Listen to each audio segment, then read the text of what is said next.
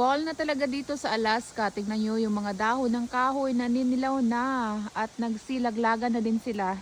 Nandito ako ngayon sa aming property. Nangunguha ng mga ligaw na low bush cranberries or lingonberry sa iba. Hindi ko alam kung pareho lang yun. But I think pareho lang. So ito na ang nakuha ko ngayon. At dito may mga cranberries pa. Low bush cranberry kasi ang tawag nila dito sa Alaska.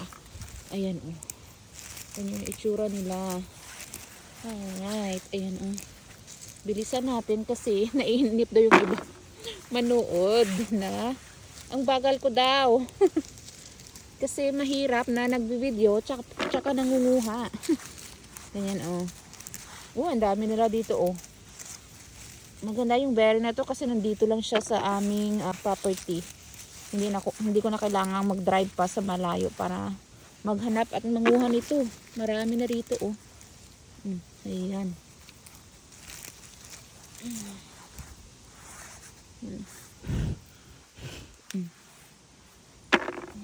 Ito pa. Ang ganda ng kanilang mga kulay. Rich in antioxidants, vitamin C. Dami din itong health benefits. Yan o. Ayan. Okay. Ayun. Dami. The best time na kunin ito is after the first frost. At nag-frost na dito kahapon. Kasi that time, hinog na sila. Ayun o. Ito yung nakuha ko sa side na to. Punta naman ako dito sa kabila. Ayan, may nahanap na ako. Medyo marami sila sa side na to. Ayan, namumula-mula.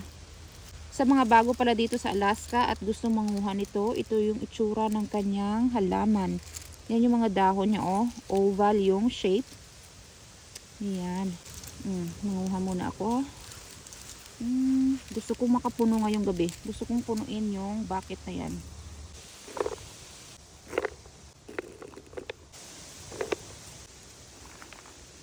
Last na to. Ang ganda. Ang ganda ng kulay ng cranberries. Last na to kasi yung balde ko. May ano pala biyak pala dito Baka matapon. Bukas naman. Marami pang natira. Ayun Ayun. Madami pa dito.